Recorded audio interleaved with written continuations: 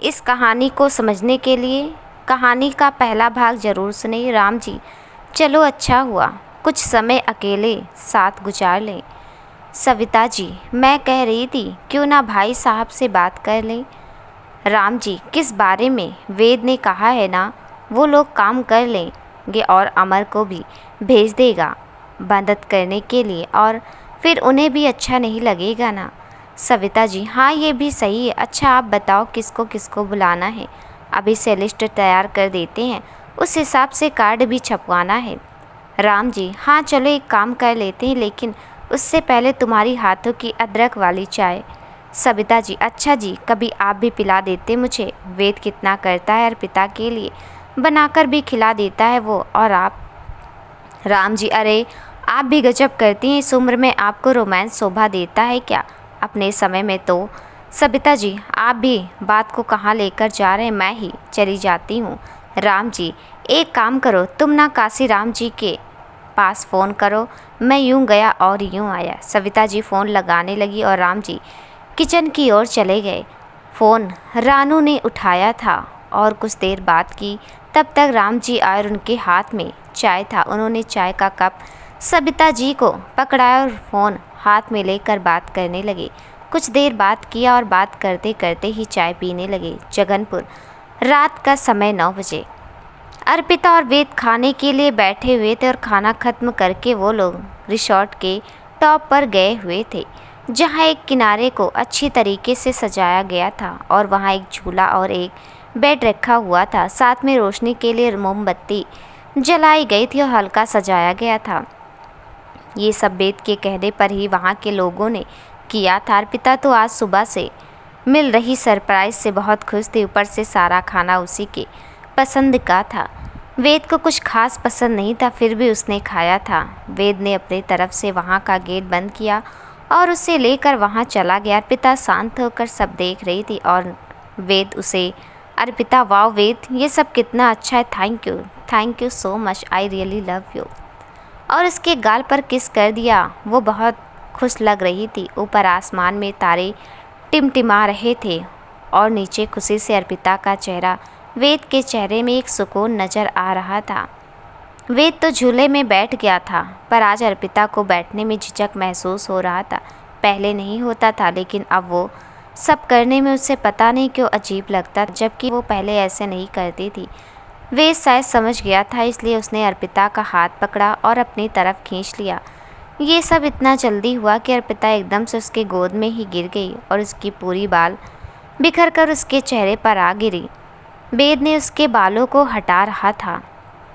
अर्पिता की आंखें बंद थी। वेद के छूने से ही वो जम सी गई थी। वेद ये अच्छे से जान रहा था और उसका फ़ायदा भी उठा रहा था। वेद, तुम आंखें खोल सकती हो, उतना भी बुरा नहीं दिखता मैं।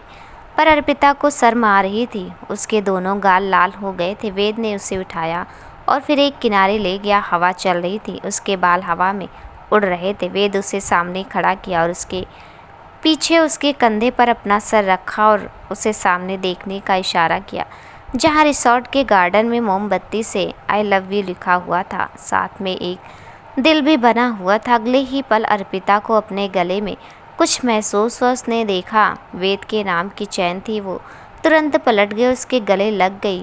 उसकी आंखें नम हो चली थी। वेद, सेंटिम मत हो, कोई तुम्हें देखे तो पता चले कि तुम बुक हो चुकी हो मेरे लिए, ताउम्र के लिए। अर्पिता ने इसे देखा और तुरंत ही उसके सीने में मुक्का जमा दिया और कहा, फिर तो तुम भी मेरे नाम की चैन पहन लो। तो वेद में ने शर्ट के बटन खोलने लगा। अर्पिता उसे अजीब सी नज़रों से देखने लगी और एक डर भी उसके चेहरे पर आ गया था। उसने उसे चैन दिखाया जिसमें अर्पिता के नाम का लॉकेट था। अर्पिता ने उसे छुआ और अपने लॉकेट को भी, उसे एक आधे दिल में नाम लिखा हुआ था और एक आधे दिल में उसका। वेद ने उसे जोड़ कर दिखाया। अर्पिता उसे प्यार से देखने लगी थी। उसकी आंखें बरस ही पड़ी थी। उसने वेद को कस के गले लगा लिया। वेद ने उसके चेहरे को उठाया और उसकी आंखों को साफ किया। कुछ देर दोनों एक दूसरे को ऐसे ही गले लगाए रखा। फिर वेद ने उसे झूले में बिठाया और खुद उसके गोद में सर रख कर सो गया। अर्पिता उसके बाल पर हाथ चलाने लगी। वेद, वैसे तो पूछने की ज़रूरत नहीं है, फिर भी मैं तुम्हारे मुंह से जानना चाहता हूँ कैसा लगा ये सब, प्लीज़ बताओ ना। अर्पिता, सच कहूँ तो बहुत अच्छा, लेकिन तुमसे अच्छा नहीं। वो गार्डन का ये जगह, ये चैनल, तुम्हारा साथ, सब बहुत अच्छे हैं क्योंकि तुम साथ हो। सच में मतलब शब्द नहीं है क्या कहूँ। वेद, मेरे आई लव यू का जवाब ही दे दो। दिया ही नहीं अभी तक तुमने, और मुझे मेरा गिफ्ट दो, और प्लीज़ रोने मत लग जाना। तुम लड़कियों की आंखों में टंकी होता है क्या? ज़रा भी बात पर आंखों में आंसू आ जाते हैं। उसकी बात सुनकर अर्पिता उसका सर उठाती और तुरंत खड़ी हो जाती। वेद भी अपने जगह सा खड़ा हो जाता है तो अर्पिता उसे मारने के लिए आगे बढ़ गई और वो भागने लगा। फिर उसने अर्पिता का हाथ पकड़ा, उसे पीछे की तरफ करके पकड़ लिया और अर्पिता अपना हाथ छुड़ाने की कोशिश कर रही थी। अर्पिता का पैर उलझ गया और हल्का धक्का लगा, जिससे दोनों ही बेड पर गिर गया और दोनों ही हंसने लगे।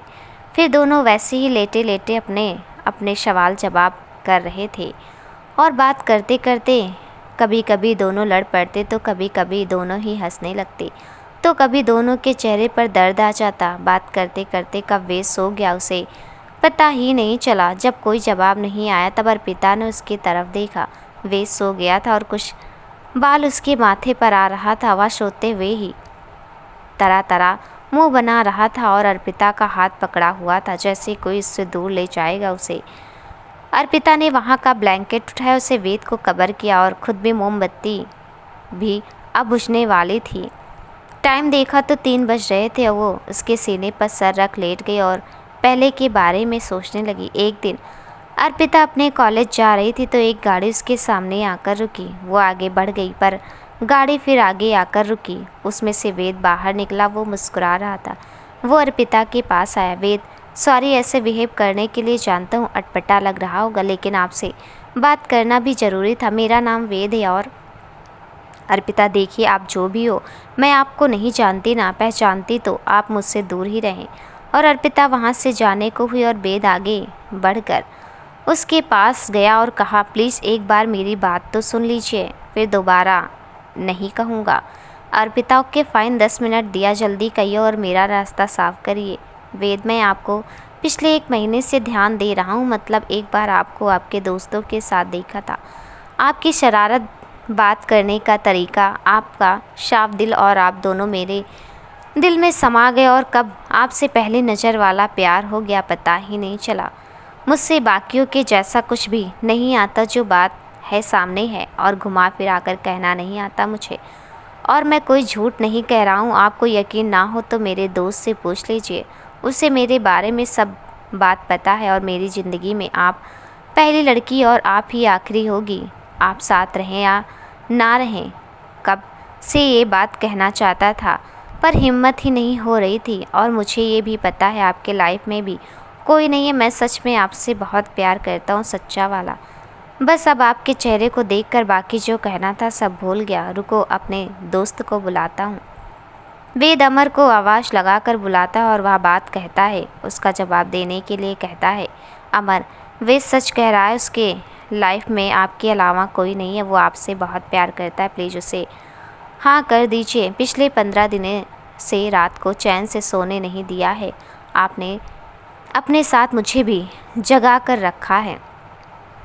अपना बात कहने के बाद चला गया। जाता वेद फिर जवाब के आस में अर्पिता की तरफ देखने लगता। अर्पिता, आपकी आधी बात तो मुझे याद भी नहीं क्या क्या कहा, लेकिन इतना जान लो मैं आपको प्यार नहीं करती। मैं क्या कोई भी किसी को बिना जाने कैसे प्यार कर। वेद, तो जान लो ना, मैं आपका इंतज़ार कर लूँगा आपके हाँ कहने का। अर्पिता, हद है, मतलब मैं नहीं प्यार करती आपसे और ना ही आपको जानना चाहती हूँ। आप हटिए, मुझे देर हो रही है और दोबारा ऐसी बकवास मत करना। फिर वेद भी उसको एक नज़र देखकर वहाँ से गाड़ी में बैठ जाता और वेद गाड़ी को आगे ले जाता। और पिता रास्ते भर उसके बात को सोच रही थी और उसकी बातों को याद करके हंसी भी आ रही थी उसे। उसने किसी से ये बात नहीं कही थी। कितनी बार वेद ने उससे कहा था और हर बार वो उसे ना कह देती थी। कभी गुस्से से तो कभी प्यार से समझाया, पर वेद को कोई फ़र्क ही नहीं पड़ा। उसने उसके दोस्तों से भी कह दिया था। वो हर 10-15 दिन में उससे मिलने भी जाता था और प्यार ना सही दोस्ती करने के लिए कहता था और हर वो उसे मना कर देती थी। सोचते सोचते वो नींद के आगोश में चली गई थी। सुबह 10 बजे नैनीताल के आरके कंपनी अमर बैठा हुआ था और किसी से फ़ोन पर बात कर रहा था। वो हल्के गुस्से में लग रहा था। उसने गुस्से से फ़ोन काट दिया था। उसने अपने टेबल में से रखा पानी उठाया और एक सांस में सारा पानी पी गया और एक गहरी सांस लेकर उसमें अपने फ़ोन में वेद का नंबर निकाला और कॉल किया।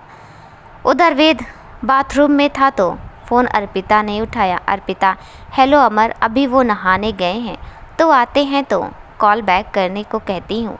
अमर, अच्छा भाभी, कहना कुछ ज़रूरी काम है, आप लोग एंजॉय कर रहे हो ना? अर्पिता, हाँ सच में ये जगह बहुत अच्छा है और उस पर वेद का साथ और खूबसूरत। कभी आप भी लेकर आना, हमारी होने वाली देवरानी या फिर होने वाले जमाई जी। अमर, क्या भाभी आप भी? अरे अरे, क्या कहा आपने, ज़रा दोबारा कहना। अर्पिता, अच्छा सुनना, बड़ा अच्छा लग रहा है आपको जमाई जी। अमर, मतलब आपको पता चल गया, लेकिन क्या फ़ायदा, उसको तो कोई खबर ही नहीं है। अर्पिता, हो जाएगा, उसको भी आप कोशिश तो कीजिए, फिर हो या ना। वेद को तो बड़ा ज्ञान दिया जा रहा था, कुछ अपने पर भी ट्राई कीजिए। तब तक वेद बाहर आ गया था। फिर अर्पिता नहाने गई। अमर ने वेद को बताया कि मुंबई का कोई क्लाइंट है जो सिर्फ बेस से ही मीटिंग करना चाहता है और वो भी आज। वो क्लाइंट बहुत ज़रूरी है। वो वेद ने उसे कहा कि शाम की मीटिंग फिक्स कर दे और ज़रूरी पेपर तैयार कर ले, शाम तक वो आ जाएगा। अमर ने पेपर रेडी करने का काम रूबी को दिया और खुद कुछ दूसरे काम करवाने लगा। लेकिन उसे रह रहकर वो बात याद आ रही थी जो सामने वाले इंसान ने कहा था, जबकि वेद बाहर और मीटिंग वो अटेंड करेगा और समझा देगा। तो उसने कहा था कि वेद तुम्हें भले ही अपने ज़िंदगी का खास इंसान मानता और तुम्हारे भरोसे भले ही अपनी पूरी कंपनी छोड़ दिया, लेकिन मुझसे ये उम्मीद मत रखना, एक मामूली मैनेजर होकर तुम मुझ जैसे कंपनी के मालिक से मीटिंग करोगे। तुम्हारी इतनी औकात नहीं है। अमर उससे कुछ कहना चाहता था पर वो कंपनी ही वेद को अपने एक एड में गाने के लिए कहने वाले थे, इसलिए वो चुप कर गया था और वो नहीं चाहता था कि वेद को ये बात पता चले। अगर वेद को पता चलेगा तो शायद वो वहाँ गाने के लिए मना कर देता और ये तो उसकी शुरुआत थी, उसका सपना था जिसे अमर अच्छे से जानता था। उधर वेद ने अर्पिता को बताया कि उसे ज़रूरी काम से निकलना होगा, पैकिंग कर ले, फिर कभी और ले आएगा। उसने बताया कि वो लोगों के ऐड में गाने वाला है तो अर्पिता एक बार में ही मान गई थी। फिर वो लोग दोपहर तक एक जगह घूमकर और लंच कर वहाँ से निकल गए। उसने आज अर्पिता को अपने साथ ऑफिस लेकर गया था। आज अर्पिता ने साड़ी पहना हुआ था, वो खूबसूरत तो थी ही। सब लोगों ने उसे विश किया और वेद उसे केबिन में बिठाकर खुद फाइल देखने लगा। तो अर्पिता ने कहा वो घूम कर आती, तो वेद ने कहा ठीक है। तो अर्पिता वहाँ से निकल गई और वहाँ घूमने लगी। कुछ लोगों से बात भी कर रही थी, कुछ लोग उससे चिढ़ रहे थे तो कई लोग खुश थे। वैसे तो वो कभी कभी वेद के साथ यहाँ आ जाती थी, पर जब वह घर पर अकेली रहती थी यही उसका ठिकाना होता था। उसने घर पर फ़ोन लगाया और अपने आने की जानकारी दी और बताया कि वेद के साथ ऑफिस आई है, मीटिंग ख़त्म होगा फिर दोनों साथ ही आएंगे। रात 10 बजे शांति निवास।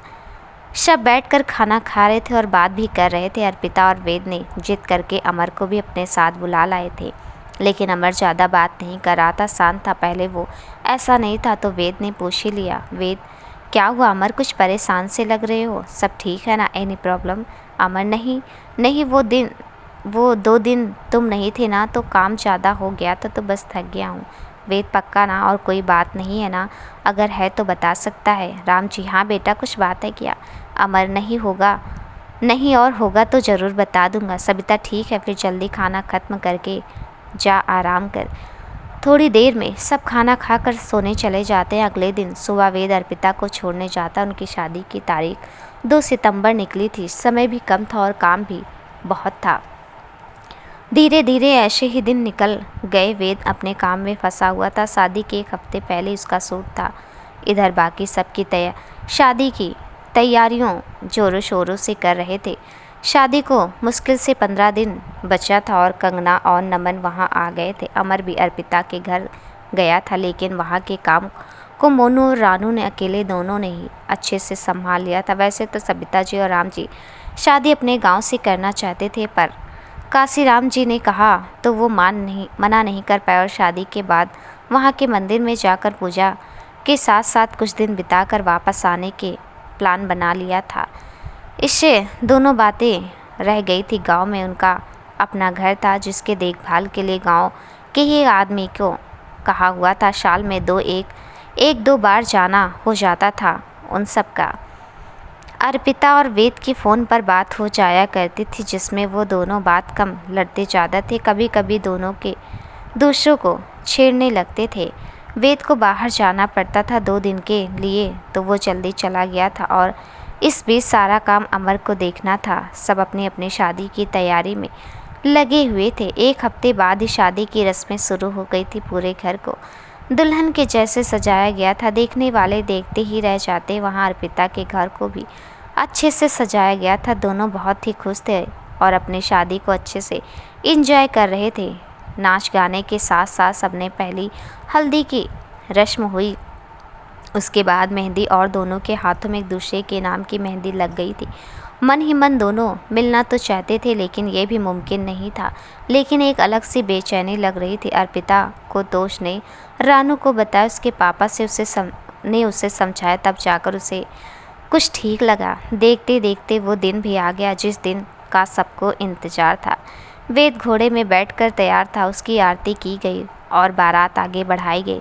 सब नाचते गाते हुए थोड़ी दूर फिर वहाँ से गाड़ी में बैठ गए, क्योंकि 2-3 घंटे का रास्ता था और वहाँ फ़ोन करके बता दिया था कि बारात निकल गई है। तो रानू ने अर्पिता को बताया और छेड़ने लगी, तो काशीराम जी ने आकर कहा कि अर्पिता को तैयार कर दो। उनके तरफ से ज़्यादा मेहमान नहीं थे और उन लोग भी बारात में ज़्यादा लोगों को लेकर नहीं आए थे, क्योंकि पार्टी रखी गई थी शांति निवास में, तो वहीं ही सबको बुलाया गया था, जानने पहचानने वालों को।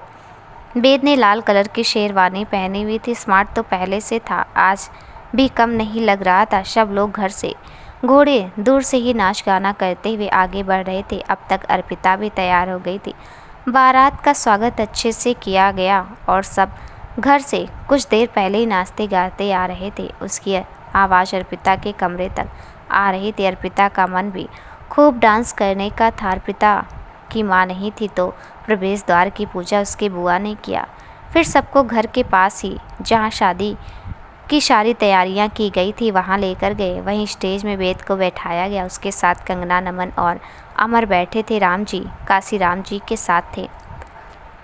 कुछ देर में रानू और मोनू ने अर्पिता को लेकर आए। उसने रेड कलर का लहंगा और गोल्डन का ब्लाउज पहना हुआ था और रेड की चुन्नी, वो भी बहुत खूबसूरत लग रही थी। दोनों की नज़रें एक दूसरे पर टिक गई थी। अमर, बस कर भाई, तेरी ही बीवी है, कितना घूरेगा। रानू, दीदी जीजू आपके ही हैं, इतना मत देखो, उन्हीं के साथ तो रहना है ज़िंदगी भर।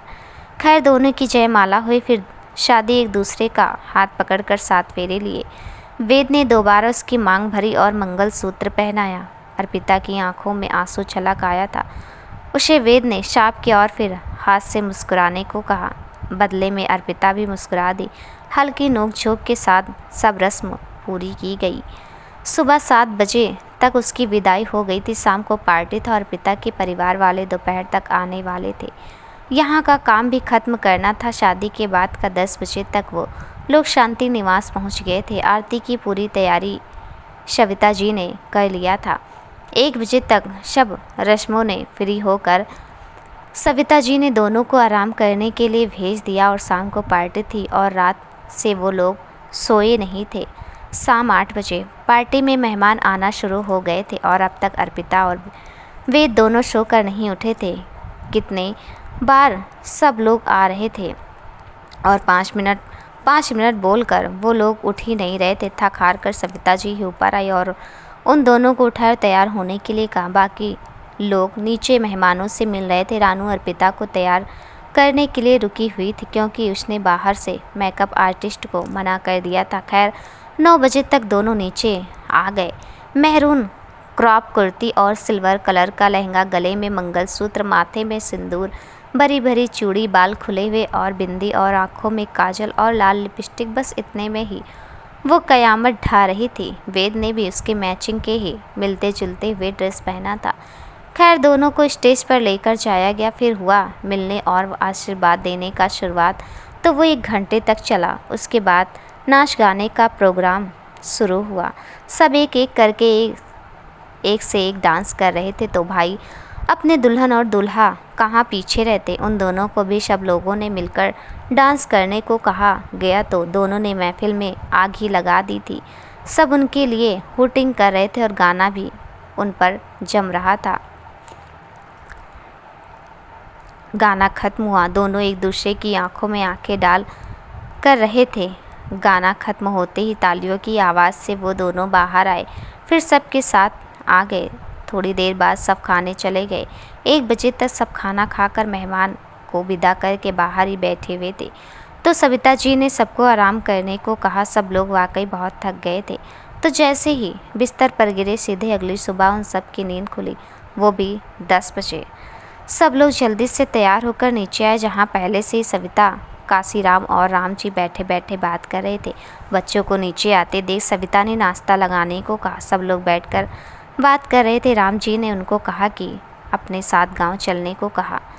काशीराम जी आपकी बात को टालना तो नहीं चाहता, इसलिए मैं पूजा वाले दिन आ जाऊंगा। बाकी आप रानू और मोनू को लेकर जाओ।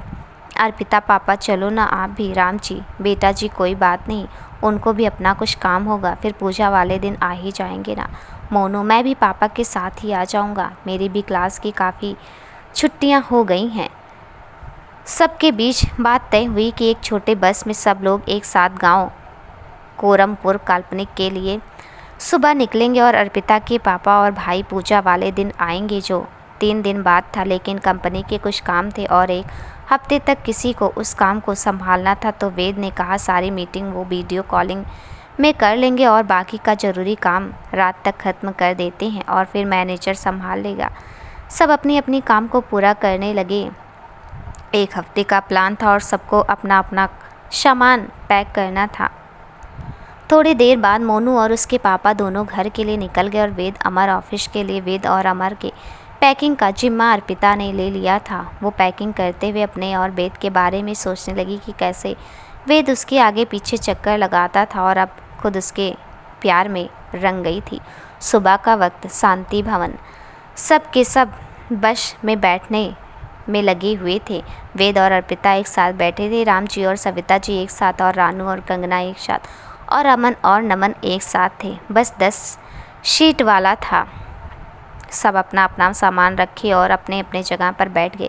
वेद ने एक बार सब चीज़ों को देखा, फिर बस अपने सफ़र के लिए निकल गई। नमन अच्छा तो भाई आपने क्या सोचकर भाभी की बहन पर जूता छिपाने के लिए इतना सारा गिफ्ट दिया।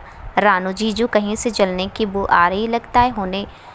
डॉक्टर साहब आपको लोगों का इलाज करना है, पहले अपना इलाज कर लें। नमन अच्छा जी वो तो कर लेंगे, पहले हमसे जीत कर तो दिखाओ। कंगना ये गेम खेलते हैं टीम में। अमर गुड आइडिया। वेद बैड आइडिया, मैं अपना काम कर लेता हूँ, तुम सब खेलो। अमर वाह काम तो होता रहेगा, अभी सबके साथ एंजॉय कर। कंगना अब तो आपको मानना ही पड़ेगा, आपके मैनेजर ने जो कहा है। रानू दीदी आप क्यों चुप हो ना, आप कहो ना जीजा जी, वो मना नहीं कर पाएंगे। राम जी ये इतने अच्छे बन गए हैं क्या। सविता जी मेरा बेटा बिगड़ा हुआ लगता है आपको। अर्पिता रहने दो, आप सब ये तो हारने से डरते हैं, तभी तो काम का बहाना बनाकर मना कर रहे हैं, असली वजह से तो आप सब अनजान हैं। वेद ओ प्लीज़ हाँ अपनी तारीफ मत करो, तुम खुद हारती हो और रोने लगती हो। अर्पिता क्योंकि तुम चीटिंग करके जीत जाते हो। वेद तुम भी तो चीटिंग करती हो, भूल गई क्या। अर्पिता तुम करते हो इसलिए मैं भी करती हूँ। राम जी मेरे ख्याल से हम गांव जा रहे हैं और हमें एंजॉय करना चाहिए, पर दोनों कब बड़े हो गए। रानू लगता है बच्चे आ जाएंगे उसके बाद भी ऐसे ही लड़ते रहेंगे। नमन बात पर दम तो है। सब हंसने लगते हैं, लेकिन अर्पिता और वे शर्मा जाते हैं और उनके मन में बच्चे के बारे में सोचकर ही गुदगुदी होने लगती है। फिर सविता जी बात बदल देती हैं। गाड़ी अपने सफ़र के लिए आगे बढ़ रही थी और ये सब हंसते गाते खेलते अपना सफ़र यादगार बना रहे। 2 बजे वेद ने एक होटल के पास गाड़ी रोकने को कहा। कंगना, भाई ढाबा में खाते हैं ना प्लीज़, मेरा बड़ा मन है। वेद, लेकिन वहाँ का मुझे कुछ ठीक नहीं लगता। अमर, मान जाना यार, एक बार वहाँ का भी ट्राई कर ना।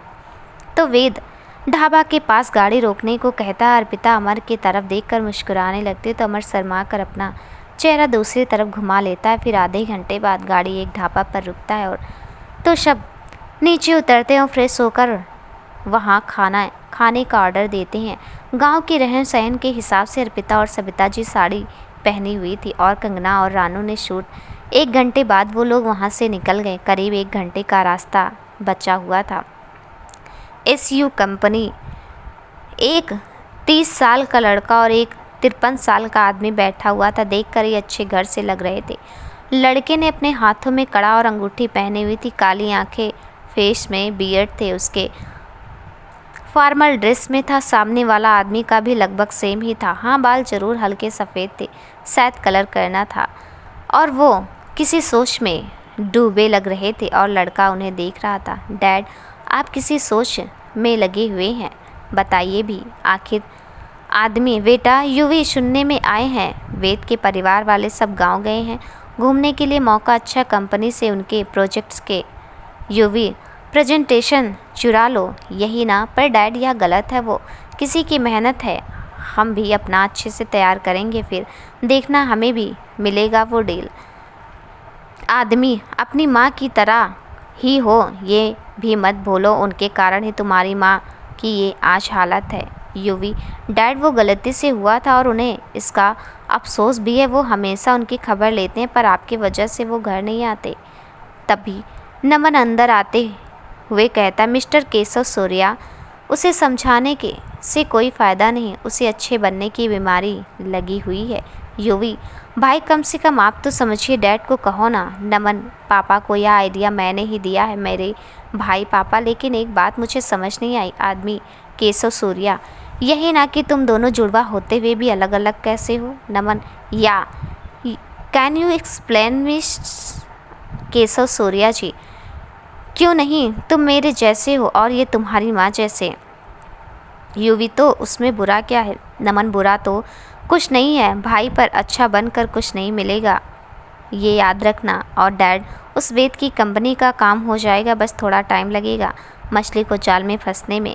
केशव सूर्या, अपने भाई से कुछ सीखो बेवकूफ़, और खबरदार जो किसी को कुछ बताया वरना घर से बाहर निकाल दूंगा।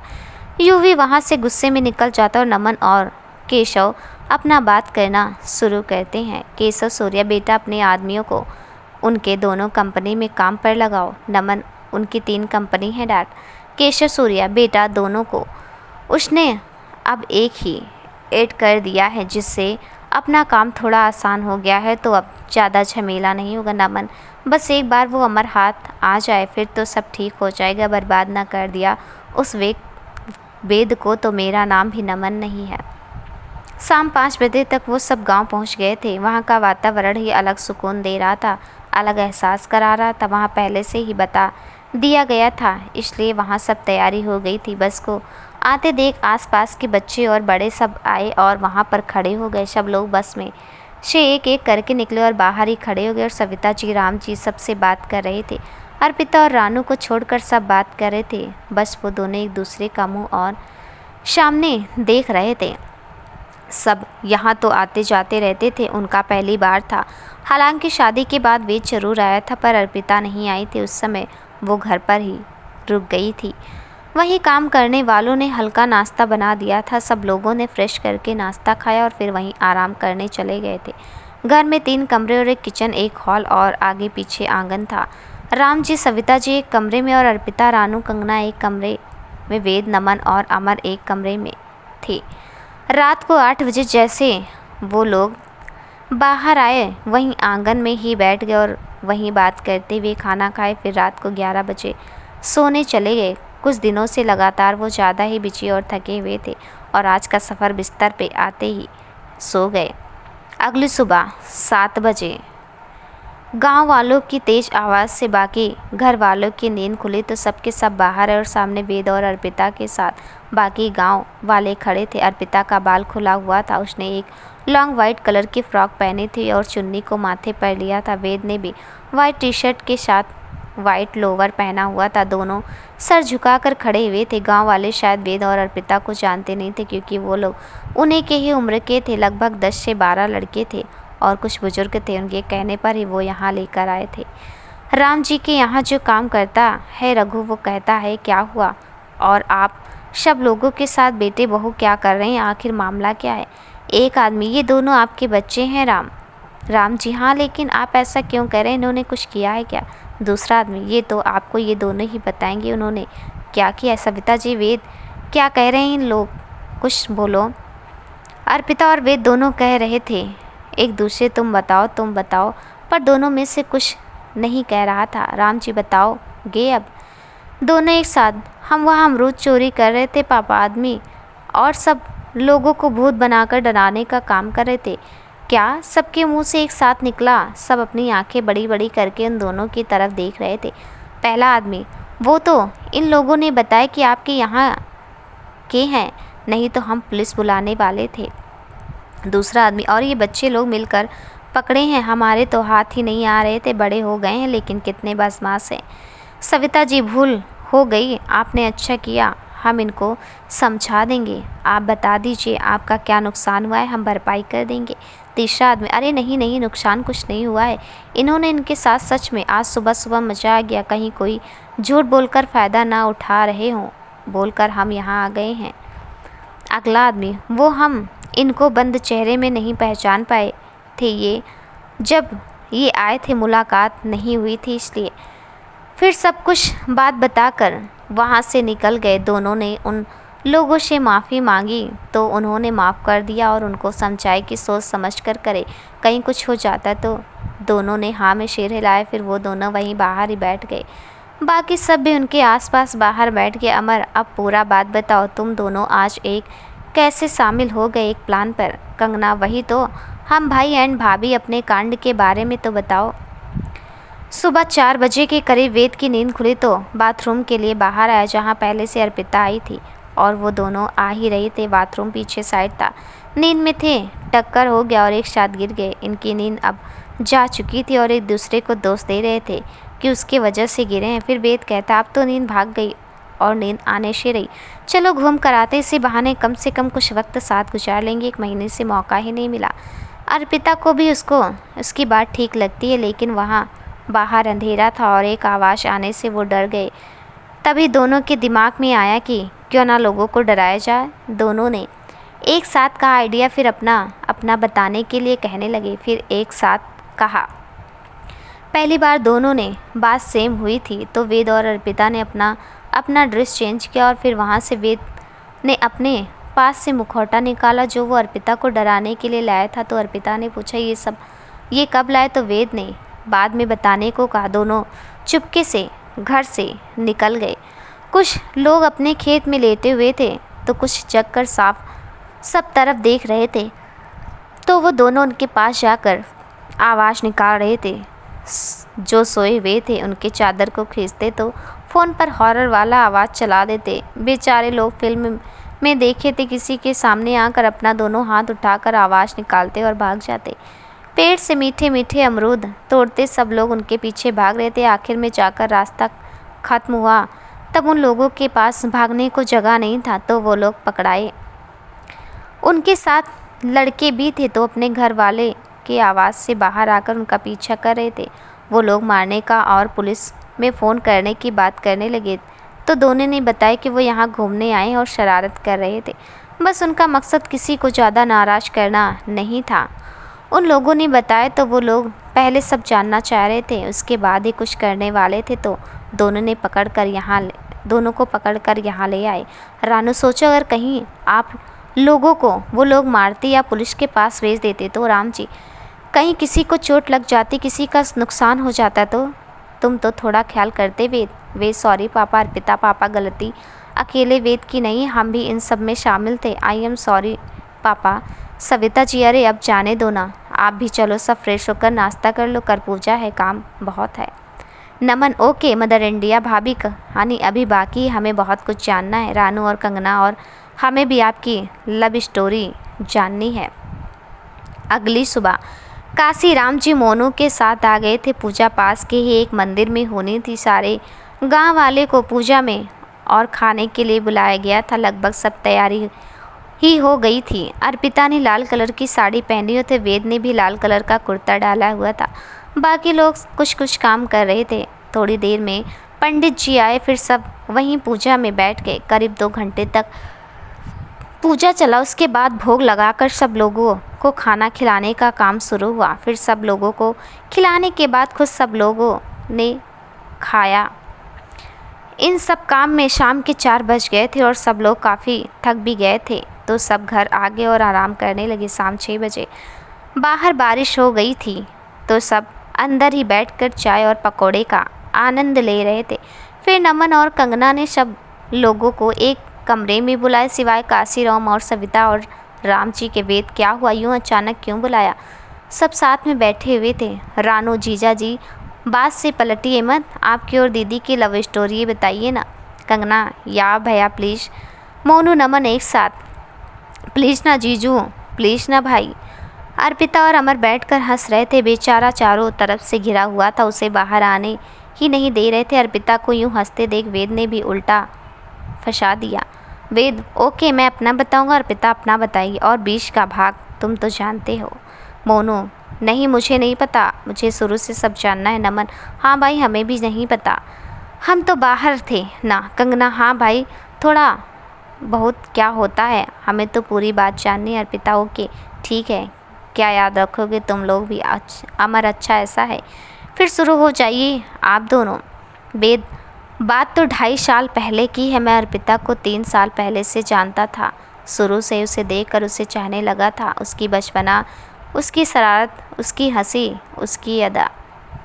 अर्पिता को छोड़कर सब एक साथ ओहो ओहो का आवाज़ निकालने लगे और अर्पिता ने वेद के कंधे के पीछे अपना सर छुपा लिया। वेद, ओए पागल, लोग ऐसे करोगे तो आगे का नहीं बताऊंगा। सब लोग मुंह पर उंगली रखकर चुप हो गए। फिर वेद ने कहना शुरू किया। फिर धीरे धीरे अचानक वो मुझे कहीं कहीं नज़र आने लगी। फिर तो सोच ही लिया था कि अपने दिल की बात कहना है, और अमर ने मेरी हेल्प की तो साथ ही अच्छे से मेरा मजाक ही उड़ाया। कितने दिन आगे पीछे घुमाया, क्या क्या नहीं सुना, पर हाँ वो कभी नहीं कहा इसने उसके अलावा सब कुछ सुना दिया। नमन, सो सैड भाई। अर्पिता, कोई सैड नहीं। देवर जी ये बताइए, अगर कोई लड़की आपके साथ ऐसा करती और आपके लिए उनके दिल में कुछ नहीं रहता, तो आप क्या वो नहीं करते जो मैंने किया? रानू और कंगना एक साथ, हाँ बिल्कुल सही। मोनू, और नहीं तो क्या। वेद, फिर उसके बाद इसके इनकार से मुझे निराशा तो हुई, गुस्सा भी बहुत आया। अमर, ओ भाई तो बताता हूँ, कितना कुछ नहीं बता रहा है, मज़ा कहाँ से आएगा। तो बच्चों, बात 3 साल पहले की थी। 3 साल पहले कहानी अब 3 साल पहले चलेगी, जहाँ हम अर्पिता और वेद की लव स्टोरी के बारे में पता चलेगा। नैनीताल, 5 अगस्त 2010, वृंदा गार्डन। एक जगह उस गार्डन में 8 से 10 कॉलेज स्टूडेंट थे, जहाँ शायद किसी का बर्थडे था, वो सेलिब्रेट कर रहे थे। और एक लड़की जिसने जीन्स और कुर्ती पहना हुआ था, बालों का जूड़ा किया हुआ था और माथे पर काली बिंदी लगाई हुई थी, दूध सी गोरी थी। वो कभी किसी के फ़ोन को लेकर भाग जाती, तो कभी किसी को मार कर, तो कभी किसी के कानों पर आवाज़ निकाल कर, तो कभी कुछ करके सबको परेशान कर रही थी। उसके दोस्त भी कुछ कुछ उस जैसे ही थे। वहीं कुछ दूरी पर 2 जोड़ी की आंखें उस लड़की पर ही टिकी हुई थी। वो अपनी भूरी आंखों से उस लड़की को एकटक देख रहा था, और उसके बगल में भी एक लड़का कभी उस लड़की को तो कभी उस लड़की को देख रहा था। थक हार कर उसने कहा, लड़का भाई पसंद आ गई क्या? पहली ये लड़की है जिस पर तेरी नज़र ठहर गई। दूसरा लड़का, सीधा दिल में उतर गई यार ये लड़की, पहली नज़र वाला प्यार ऐसा ही लग रहा है मुझे भी। पहला लड़का हंसते हुए, अच्छा मजाक था वेद, लेकिन ये बता आधे घंटे में तुझे उस लड़की से प्यार हो गया? वेद उसके सर पर हल्का सा मारते हुए, मजाक नहीं सच है, देखना कितनी प्यारी और कितनी शैतान है। पहला लड़का, ऐसा है तो ठीक है, तेरा ये अमर देख कैसे तेरी नैया पार लगाता है। वेद चल बेटा काम कर, वो ज़्यादा ज़रूरी है, नहीं तो पापा हम दोनों की नैया डुबा देंगे। अमर रुक ना, अभी 5 मिनट, उसका नाम भी पता चल जाएगा और काम भी। तभी उनके ग्रुप में केक काटने के लिए सब वहाँ खड़े थे। शायद किसी के दोस्त का बर्थडे था तो उसने केक काटा और सबने एक दूसरे को थोड़ा थोड़ा खिलाया। फिर सब एक दूसरे पर लगाने लगे और सब यहाँ से वहाँ दौड़कर भाग रहे थे। तभी उस लड़की का जूड़ा किसी ने खोल दिया। उसके कमर से नीचे बाल पूरा बिखर गए। तो उस लड़की ने कहा, अर्पिता सॉरी यार, गलती से खुल गया, मुझे नहीं पता था। अर्पिता, अब बांधेगा कौन इसको, हाथ गंदा है और बाल पर भी केक लग जाएगा। अब दिमाग ख़राब मत कर और हाथ धुला, नहीं तो ये सब मेरे बाल का सत्यानाश कर देंगे। उस लड़के ने तुरंत बॉटल के पानी से उसके हाथ धुलाए। फिर उसने अपना बाल बांधा और उस लड़के को एक हाथ मारा उसके सर पर और भाग गई। सब थोड़ी देर मस्ती करते रहे, फिर वापस चले गए और वो दोनों लड़के भी चले गए। वेद और अमर भी अपने अपने काम पर लग गए। फिर कुछ दिन बाद अमर ने उसे देखा तो उसके पीछे चला गया और उसे उसके बारे में कुछ जानकारी मिली, जिसे लेकर वह खुशी खुशी वेद से मिलने चला गया। वेद उस वक्त घर पर था और अपने नाना के साथ उसका बिजनेस ज्वाइन किया हुआ था और अमर भी उसके साथ जाता था। वेद और अमर दोनों वहाँ का काम सीख रहे थे और कभी कभी वेद के पापा की कंपनी भी चले जाते थे, लेकिन वहाँ बहुत कम ही जा पाते थे। उसे इतना खुश देखकर वेद ने उससे उसकी वजह पूछी। अमर, भाई ऐसा खबर लाया हूँ खुशी में, तू मेरे गाल चूम लेगा। वेद, अबे पहले बता तो। अमर, वो उस गार्डन में हमने जिस लड़की को देखा था जो तुझे पसंद आ गई थी। वेद, क्या उसका पहले से ही कोई बॉयफ्रेंड है या सगाई हो गई है? अमर, अपनी ही लव स्टोरी के बारे में कोई ऐसा कैसे सोच सकता बेवकूफ़, उसके बारे में सब जानकारी मिल गई है। वेद, ओह अच्छा, क्या कहा फिर उसने, बताना भाई, क्या पता चला? अमर, साले कमीना, मुँह से देख कैसे शहद टपक रहा। वेद, अब बता रहा है या नहीं, वरना चाहता है तो मैं भी पता कर सकता हूँ, ज़्यादा मत उड़। अमर, 2 बहन और 1 भाई हैं, सबसे बड़ी यही है, छोटी बहन 11 में है और भाई भी 1 ईयर्स और ये खुद फाइनल ईयर में है। उसके पापा इसके किसी ऑफिस में काम करते हैं, उन्हीं ने इनका घर खर्च चलता है। माता जी कब का छोड़कर चली गई हैं भगवान के पास, फ़िलहाल किराए के घर पर रहते हैं, खुद का घर गांव पर है। वेद, यार सच बता, इतनी सारी जानकारी कैसे मिली तुझे? अमर, अरे यार, आज आ रहा था तेरे पास तो वो मुझे नज़र आ गई थी, उसी के पीछे चला गया। वहाँ उसके एक दोस्त से दोस्ती किया और उसके और 2-4 के बारे में पूछकर उसके बारे में भी पूछ लिया।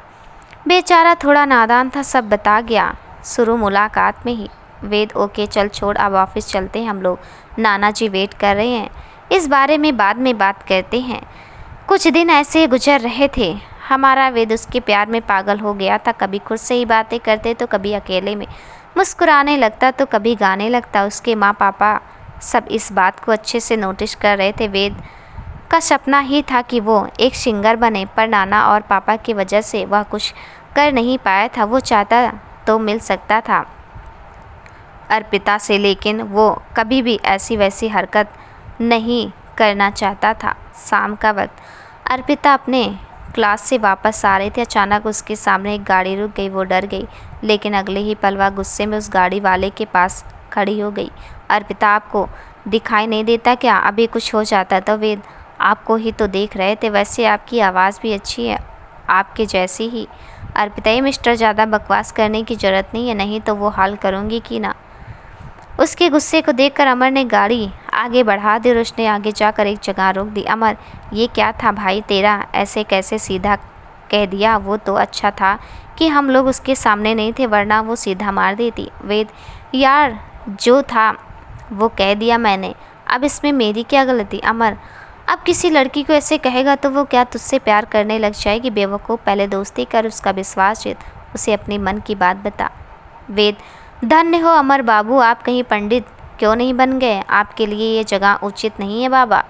अमर, चल हट नौटंकी, मैं तो तुझे समझा रहा था, अब उससे मिलकर उसे सॉरी कह और अपने दिल की बात बता।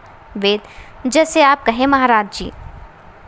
उधर अर्पिता का मूड थोड़ा उखड़ा हुआ था तो उसके घर वालों ने पूछा तो उसने बताया कि एक गाड़ी वाले को गाड़ी चलानी नहीं आ रही थी, बेवकूफ़ जैसे चला रहा था और बात भी कर रहा था। घर वालों को उसकी बात समझ में नहीं आई। वैसे भी अर्पिता की आदत भी थी कुछ ना कुछ कहने की तो किसी ने खास ध्यान भी नहीं दिया। उस दिन के बाद से वेद कभी कभी उससे मिल जाता और बात करने की कोशिश करता, लेकिन अर्पिता उससे कोई बात नहीं करती थी। एक दिन वेद ने अमर को भेजा समझाने के लिए, उल्टा अर्पिता ने उसे लताड़ दिया था। एक दो बार अमर ने कोशिश की, फिर उसने भी अर्पिता से तौबा कर लिया, लेकिन उनकी ये हरकत किसी की नज़र में आ गई थी और बस वो लोग एक सही टाइम का इंतज़ार कर रहे थे। लेकिन वेद और अर्पिता इन सब बातों से बिल्कुल अनजान थे। एक दिन ऐसी अर्पिता अपने दोस्तों के साथ उसी पार्क पर गई हुई थी जहां वेद ने उसे पहली बार देखा था, और किस्मत से वहां से अमर भी गुजर रहा था। वेद को बुला लिया और अर्पिता के पास भेज दिया। खुद दूर रहा। उनकी ये सब हरकत किसी और की नज़रों में आ गई थी। वो भी कुछ दूरी पर उन सबको देख रहा था। अर्पिता वेद को देखकर कहती है, तुम फिर पीछे आ गए। कितनी बार कहा है मुझे तुमसे कोई मतलब नहीं है, ना ही तुमसे कोई बात करने। वेद, क्या तुम बिना हल्ला किए कुछ देर मेरी बात नहीं सुन सकती हो? जब देखो तब तेज़ आवाज़ में गुस्से से ही बात करती हो। कभी कभी प्यार भी दिखा दिया करो। अर्पिता, तुम जैसे लड़कों को अच्छे से जानती हो। मैं पहले पीछे पीछे घूम कर झूठ कहोगे, फिर जब हम लड़कियां हाँ कह देंगी, फिर कुछ दिन गिरगिट के जैसे अपना रंग बदल दोगे। वेद, तुम ऐसा सोचती हो? बता दूं तो हर कोई लड़का ऐसा नहीं होता। कुछ मुझ जैसे भी सच्चे प्यार करने वाले होते हैं, और तुम लड़कियों को भी यही आदत है। आई बात समझ में? अर्पिता, तुम अपनी बकवास बंद करो। आओ जहाँ से आज के बाद अगर परेशान किया ना तो पुलिस में चली जाऊंगी। वेद, शौक से जाओ, मैं नहीं डरता। मैं तो प्यार से बात करने आया था, लेकिन तुम तो पता नहीं सबसे अच्छे से बात करती हो। मुझे ही देखकर तुम गुस्से से भर जाती हो। अर्पिता, ओए मिस्टर, काफ़ी देर से अपनी बकवास कर रहा है, चल निकल। बड़ा आया कहने वाला प्यार से बात नहीं करती। तभी अर्पिता की एक फ्रेंड आया और उसके कान में कहा, एक बार सुन तो ले क्या कह रहा है। कब तक इग्नोर करेगी? एक बार बात सुन ले, बेचारे की समझा दे तो। अर्पिता ने उल्टा उसे गुस्से से घुरा वेद की तरफ पलटी। तब तक वेद वहाँ से जा चुका था। वेद अपनी गाड़ी के पास पहुँच गया और अमर हंस रहा था। वेद, हंस ले, ये नहीं कि अपने दोस्त की मदद कर दे साले। अमर, बेटा जानता है ना साले किसे कहते हैं। चल छोड़, किसी और दिन मैं उससे बात करता हूँ, फिर बताता हूँ। आज तो बड़ी गुस्से में नज़र आ रही है भाभी। वेद भाभी वावी बोले जा रहा है अभी से, जबकि उसे तो मेरी बात ही नहीं सुननी। मैं ही पागल हूँ उसके पीछे। उसके प्यार ने मुझे क्या से क्या बना दिया। अमर, चल अब काम पर चले, या यहीं उनसे मार खाने का इरादा? वैसे जोड़ी बढ़िया जमेगी आप लोगों की। वही वो लोग जो उनको देख रहे थे। अपने एक आदमी की उन सब पर नज़र रखने के लिए कहता और वहाँ से चला जाता है। वेद भी अर्पिता को एक नज़र देखकर वहाँ से चला जाता है। इधर अर्पिता अपने घर आ गई और बड़बड़ा रही थी और काम करते वक्त भी कुछ न कुछ गिरा रही थी। उसकी इस हरकत पर उसके दोनों भाई बहन मुंह दबाकर हंस रहे थे ताकि अर्पिता सुने, नहीं तो उनको भी कुछ बात सुनने को मिल जाता। लेकिन अर्पिता ने देख लिया। अर्पिता, हंसो, तुम भी हंसो। उधर मेरे दोस्त हंस रहे थे, यहाँ तुम हंसो, सबको हंसना ही है। मोनू दी, आपकी हरकत ही वैसी है। वैसे बताइए किसका गुस्सा निकाल रही हैं इस बेजुबान चीज़ों पर? रानू, किसी से लड़ाई हुआ है क्या आपका? अर्पिता, हाँ, मैं तो लड़ने वाली हूँ ना, इसके अलावा कुछ और काम ही नहीं है मेरे पास। रानू दीदी, हमने ऐसा कहाँ कहा, मैं तो बस पूछ रही थी। अर्पिता, जिसे देखो जो चाहे वह कह रहा है। तुम दोनों चुपचाप पढ़ाई करो और मुझे भी काम करने दो। मोनू दीदी, फिर तो आपको शांत रहना पड़ेगा। आपके बड़बड़ाने की आवाज़ बड़ी तेज आ रही, जिससे पढ़ना मुश्किल है। अर्पिता उन दोनों को देखकर चुप होकर अपना काम करने लगती है। रात का वक्त वेद गुनगुनाता हुआ ऊपर से नीचे आ रहा था। राम जी और सविता जी खाने के लिए उसका इंतज़ार कर रहे थे। राम जी, क्या बात है बेटा, तुम आजकल बड़े गाने गाए जा रहे हो। किसी लड़की का मामला तो नहीं है ना? वेद, आप बताओ, बिना वजह गा भी नहीं सकता। आप लोगों ने तो भेजा ही नहीं मुझे, वरना कहीं ना कहीं गाना गा रहा होता मैं। राम जी, तुम जानते हो ना, तुम्हारे नाना और मुझे ये बिल्कुल भी पसंद नहीं। कोई और होता तो उसे मना नहीं करते। सविता जी, अब आप लोग पुरानी बातों को फिर से याद मत करिए। खाना पिताजी को तो तुम जानते हो ना। वेद, वेद, हाँ माँ, तभी तो कुछ नहीं कहा, लेकिन मेरा सपना था। खैर आप खाना लगाओ, मुझे बहुत भूख लगी है। तीनों बैठकर खाना खाते हैं। वहीं बैठे रहते हैं तो नमन और कंगना दोनों का वीडियो कॉल आता है, तो तीनों एक साथ बैठ जाते हैं और बात करने लगते हैं। दोनों सबसे पहले तीनों को प्रणाम करते हैं। वेद यार, तुम दोनों ऐसे मुझे अभी से बूढ़े वाली फीलिंग मत दिलाया करो। कंगना, क्या भाई आप कैसे हो? आप आजकल कहाँ खोए रहते हो? राम जी, तुम्हारी भाभी की यादों में। नमन, क्या कहा बड़े पापा आपने? राम जी, पापा ही कहा करो तुम। नमन, हाँ जी ठीक है, लेकिन क्या भाभी कह रहे हैं आप? वेद, कुछ नहीं पापा, आजकल माँ के तरफ ध्यान नहीं दे रहे हैं ना, तो माँ नाराज़ हैं पापा से। सविता, तुम बाप बेटे अपने अपने मामले से मुझे दूर रखो, समझ में आया? कंगना, वो सब छोड़ो, कितना दिन हो गया है हमें वहाँ आए। भाई अब तो कहो आ जाएं क्या? राम जी, इससे क्या पूछ रहे हो? जब चाहो आ जाओ तुम लोग। वेद, नहीं, 25 दिन बाद एग्ज़ाम है, उस पर ध्यान दो, उसके बाद कुछ सोचते हैं। कुछ देर बातें करने के बाद सब लोग सोने चले जाते हैं। वेद अर्पिता और उसकी बात को याद करके मुस्कुरा रहा था। उसे शुरू नज़र में ही अर्पिता से प्यार हो गया था, लेकिन वो उसे अच्छे से बात ही नहीं करती थी। जब जब वेद बात करने जाता वह गुस्सा हो जाती थी। वेद ने बात पर ध्यान नहीं दिया तो उसकी गलती नज़र आई। कोई भी अगर किसी के साथ ऐसा कुछ होगा तो वो इंसान ऐसे ही बर्ताव करेगा। उसने सोच लिया था अब वह अर्पिता को प्यार से समझा कर दिखाएगा और दोस्ती के लिए मनाएगा, फिर बाद में अपने दिल की बात कहेगा। दोस्तों, ये कहानी पढ़ने में मुझसे कुछ गलतियाँ हो गई हैं तो क्षमा कीजिएगा। आपको ये कहानी कैसी लग रही है हमें बताइएगा। अगर नहीं अच्छी लग रही है तो ये भी बताइएगा, मैं नई कहानी अपलोड करूँगी। मिलती हैं अगले भाग के साथ, तब तक के लिए नमस्कार।